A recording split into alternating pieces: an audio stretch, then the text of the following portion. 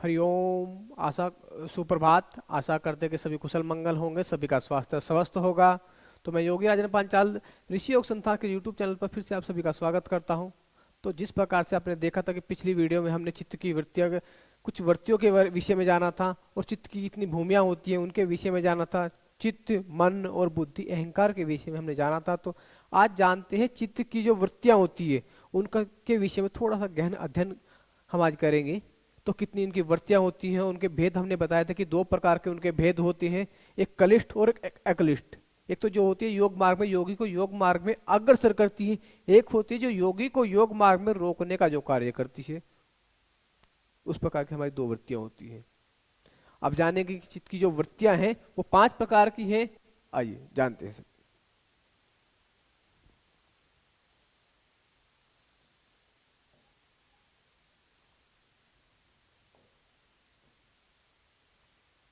First होता है हमारा प्रमाण।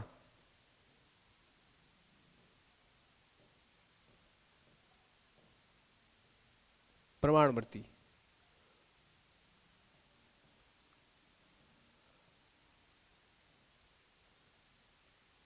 सेकंड नंबर पे आता है हमारा विप्रिय।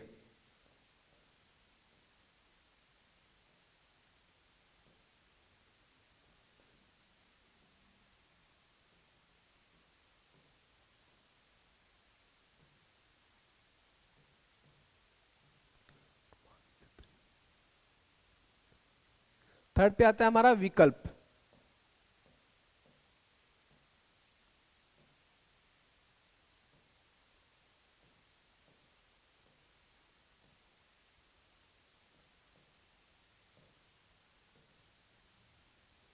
फोर्थ पे आता है हमारा निंद्रा।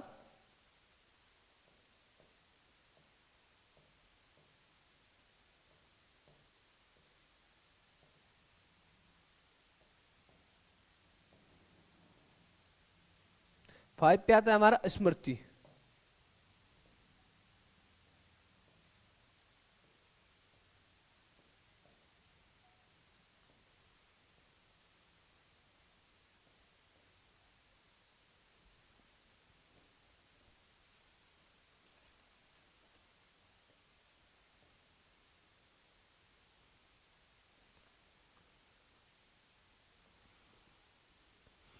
प्रमाणवर्ती पहला आता है हमारा प्रमाणवर्ती। प्रमाणवर्ती वह वृत्ति है जिसके प्रमाण के आधार पर किसी विषय वस्तु के बारे में जानना या अध्ययन करना।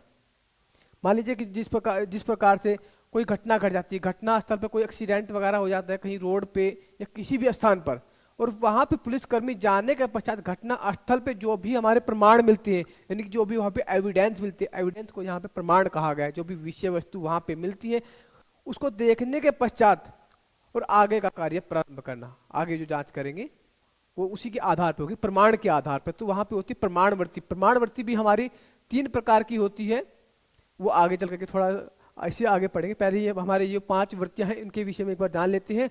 उसके पश्चात जो प्रमाण होती है 3 प्रकार की, किस प्रकार से होती है वो चीजें आगे चल करके हम जानेंगे। दूसरा आता है हमारा विप्रिय।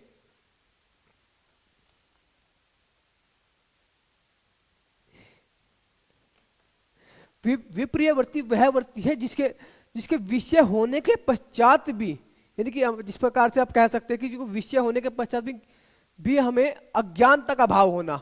यानी कि मान लीजिए इस प्रकार से आप उसको कह सकते हैं कि जैसे हमें कोई भी रस्सी दिख रही है सामने, और रस्सी का आकार इस प्रकार का है जिस प्रकार के सांप का, एक सर्प जो रहता है उस प्रकार का उसका इनका कलर भी है और दिखने भी उसी प्रकार की दिखती है। तो प्रत्यक्ष वस्तु सामने होते हुए भी भ्रम हो जाना, यानी कि सर्प को दिखना।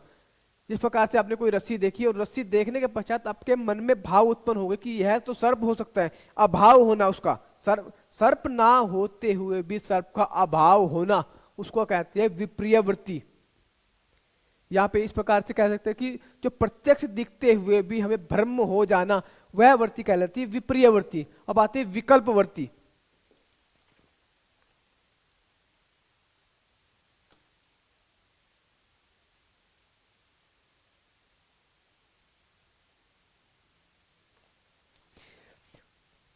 विकल्प वृत्ति वह वृत्ति है यदि कोई विषय वस्तु है, विषय वस्तु के ना होते हुए भी कल्पना करना। वह वृत्ति विकल्पवर्ती कहलाती है। जिस प्रकार से मान लीजिए कोई आप जंगल में जा रहे हैं या फिर किसी भी आम रास्ते पे आप जा रहे हैं और किसी के ना होते हुए भी किसी का आपको भय लगना, डर लगना, यानी किसी अनुपस्थिति में भी आपको किसी इंसान की या फिर किसी भी अन्य किसी वस्तु का अभाव होना, उसकी उपस्थिति आपको मन में भाव है कि कोई हमारा पीछा कर रहा है। जिस प्रकार से आप कह सकते हैं, मान लीजिए आप कोई सुनसान रास्ते पे आप ट्रेवल कर रहे हैं और आपको के मन में अभाव आता है कि कोई आ ना जाए, एक मन में एक डर रहता है, वहां पे आते हैं विकल्पवर्ती। अब आता है आपका निंद्रावर्ती। निंद्रावर्ती क्या होती है? निंद्रावर्ती की कुछ भी आपको नया दिखना, इसमें क्या होता है? आलस्य, निंद्रा, अवसाद, इस प्रकार की वृत्तियां इसमें आती है। इस प्रकार की जो भी वृत्तियां होती है हमारी निंद्रावर्ती के कारण होती है, क्योंकि निंद्रा में जिस समय व्यक्ति जाता है उसको ना ही तो कुछ दिखता है ना ही कुछ सुनता है, वो एक मृतक शरीर के भांति हो जाता है। तो इसमें आप कह सकते हैं कि जिन्हें आलस्य आता है वह निंद्रावर्ती के कारण ही, आलस्य, प्रमाद और अवसाद की जो कारण होते हैं वो वही वृत्ति के कारण आते हैं उसमें। थर्ड आता है आपका स्मृतिवृत्ति। इसके कारण जो भी देखा गया उसका पुनः स्मरण करना, यानी मान लीजिए कोई भी चीजें आपने बहुत लंबे समय पहले देखी थी और उसको दोबारा देखा तो दोबारा आपको स्मरण हो जाना कि हमने ये पहले पूर्व जन्म का भी हो सकता है और इस जन्म का भी हो सकता है कि किसी पुराने टाइम पहले हमने वो चीज देखी और दोबारा देखने के पश्चात उसका स्मरण करना या फिर विचार करने के पश्चात वही चीजें आपके मन में, भाव में, कल्पनाएं उसका करना उसी चीज की दोबारा।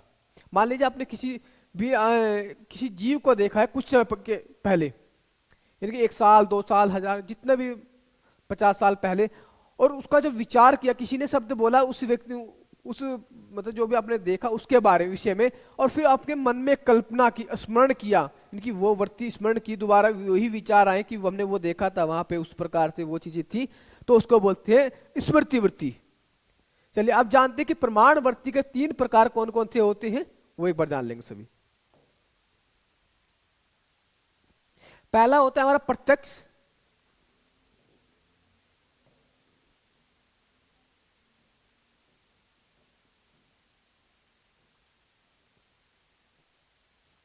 प्रत्यक्ष प्रमाण। सेकंड होता है हमारा अनुमान।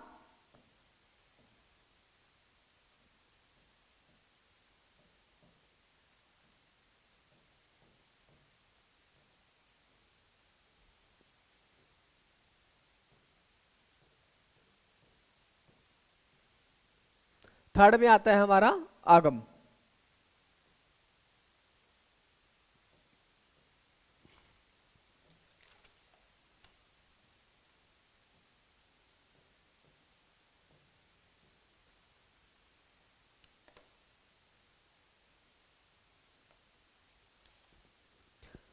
प्रत्यक्ष वह प्रमाण है जिसे कोई विषय वस्तु, यदि मान लीजिए किसी विषय वस्तु के कारण से किसी भी चीज का पता लगाना, यानी प्रमाण के प्रत्यक्ष के द्वारा। मान लीजिए कोई आंखों ने देखा, कानों ने सुना, त्वचा ने महसूस किया, वो महसूस होने के पश्चात किसी भी विषय में ज्ञान होना, किसी भी विषय के बारे में पता करना, उसको कहते हैं प्रत्यक्ष प्रमाण। प्रत्यक्ष प्रमाण ये आप लोग यहाँ इस प्रकार से भी कह सकते हैं कि प्रत्यक्ष जो आपने देखा है, आंखों ने जो देखा, जो घटना, जैसे मानो कोई घटना आपकी आंखों के सामने हो रही है तो वहां पे वो चीजें प्रत्यक्ष है, आपने उस चीज को देखा है, अनुभव भी किया है उस चीज का, तो ये होता है प्रत्यक्ष प्रमाण। अब सेकंड नंबर पे आता है हमारा अनुमान। अनुमान प्रमाण क्या है? अनुमान वह प्रमाण है कि विषय वस्तु होते नहीं है लेकिन फिर भी उसका अनुमान लगा लेना।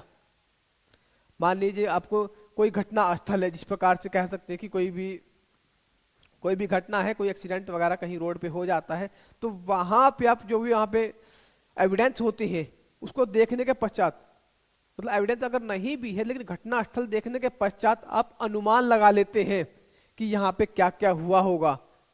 और एक उदाहरण के तौर पे आपको एक चीज और बता दें, यही मान लीजिए कोई दूर कहीं धुआं उठ रहा है, धुआं उठने से आप वहां पे अनुमान आप लगा लेते हैं कि वहां पे आग जली हुई होगी, उसको कहते हैं हम अनुमान प्रमाण, यानी कि अनुमान लगा लेना किसी भी विषय में। थर्ड नंबर पे आता है हमारा आगम।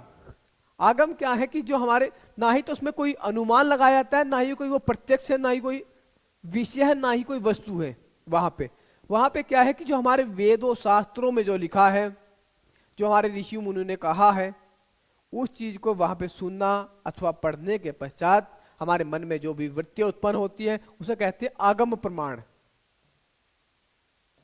सॉरी, प्रमाण यहां पे लिखना थोड़ा भूल गए क्योंकि हमारे जो ऋषि मुनि रहे हैं उन्होंने उस चीज को प्रत्यक्ष रूप में देखा भी होगा, सुना भी होगा, और तो उसके पश्चात उन्होंने उन वेदों का लिखा है वेदों में।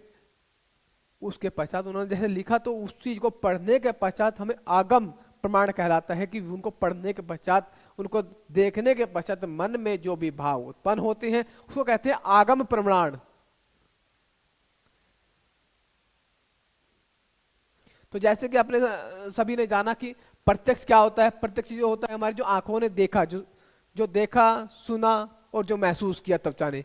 सेकंड नंबर पे आता है हमारा अनुमान, यानी किसी भी दूर की वस्तु को देखने के पश्चात या किसी घटना को देखने के पश्चात अनुमान लगा लेना, उसको कहते हैं हम अनुमान प्रमाण। थर्ड नंबर पे आता है हमारा आगम प्रमाण। आगम प्रमाण वह प्रमाण है जिससे कि हमारे कोई वेद शास्त्रों को पढ़ने के पश्चात जो भी वृत्ति हमारे मन में उत्पन्न होती है, जो भी विचार हमारे मन में उत्पन्न होते हैं वेद शास्त्र पढ़ने और पाठन करने के पश्चात, उसको कहते हैं हम आगम प्रमाण।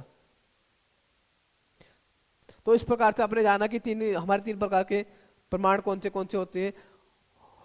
और आपने ये भी जाना कि हमारे जो पांच प्रकार की जो वृत्तियां होती हैं वो किस प्रकार से होती हैं और क्या क्या उनके वो होते हैं। पहला होता है हमारा प्रमाण।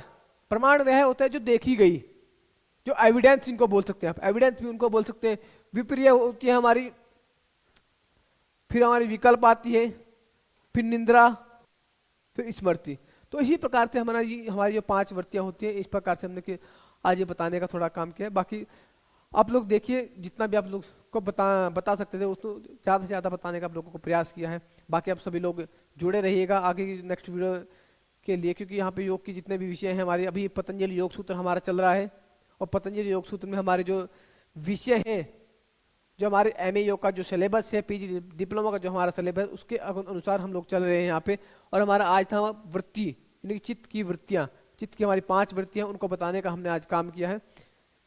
और बाकी हम अब लोग कोई भी, यदि आप सब में से कोई भी MA योगा में एडमिशन लेना चाहते हैं, BA योगा में एडमिशन लेना चाहते हैं, PG डिप्लोमा कोई करना चाहता है, कोई बच्चा यानी योग से कोई भी कोर्स करना चाहता है तो ऋषि योग संस्थान में वो एडमिशन के लिए अप्लाई कर सकते हैं।